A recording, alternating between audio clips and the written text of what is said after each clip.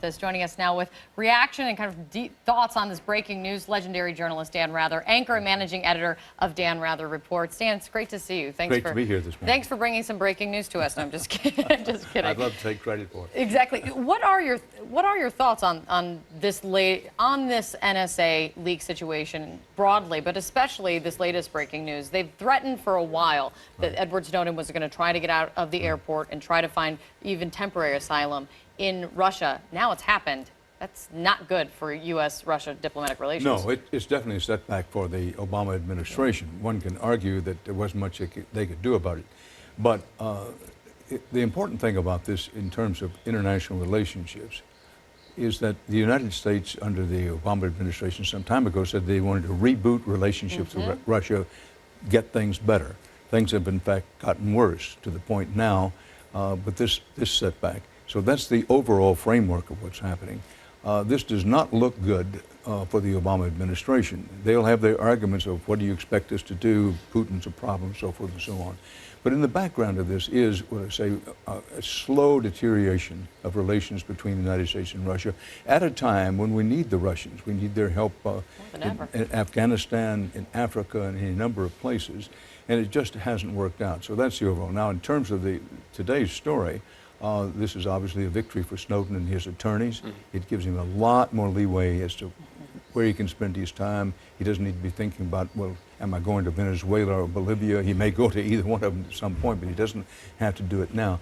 But what concerns me about this is that there's so much attention on Snowden and what happens to him that we can lose sight of the big issue, and that is the issue of government spying, what privacy, what the government's able to learn about us. Another leak by Snowden through the Guardian newspaper, when was it just yesterday, revealed that if the government chooses to, they can find out secretly what you have done at any time on the internet for your whole life. So I'd like to see us as a country have a debate about that rather than Snowden's future. Well, you got your finger on the right part of both of these issues, because we just got an email out from WikiLeaks, obviously Julian Assange's organization, saying we would like to thank the Russian people and all those others who have helped to protect Mr. Snowden. We have won the battle, now the war. So it's like a double slap in the face to the United States. And at the same time now we'll highlight this other issue that you bring up about the debate going on in the country right now about what's done and what isn't. And the question for you, Dan, is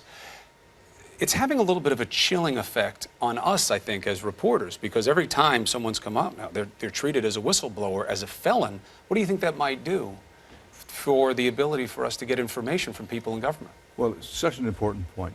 And however you stand on this issue, this will cool sources for the press. Now, if you believe, as I do, and I think you do and a lot of Americans do, that a free and independent, truly independent, fiercely independent press, fiercely independent when necessary, is the red beating heart of democracy, because it's part of the system of checks and balances. Now, part of that, for those of us in the press, people who see things happening and say, I can't have my name attached to it, but we need to get this out, they're going to read what's happening these days and say, there's no way I'm talking to Chris or Dan or anybody else in the press. I just can't afford it. And it cools those, I would say, cools to the point of almost freezes sources that the public needs. So often we put it in journalism terms. This is not an issue for journalists. It is an issue for journalists, but it's a wider issue for the country as a whole, because the Obama administration, it has gone after more watchdogs, leakers, than any previous administration by far. And that raises some serious questions.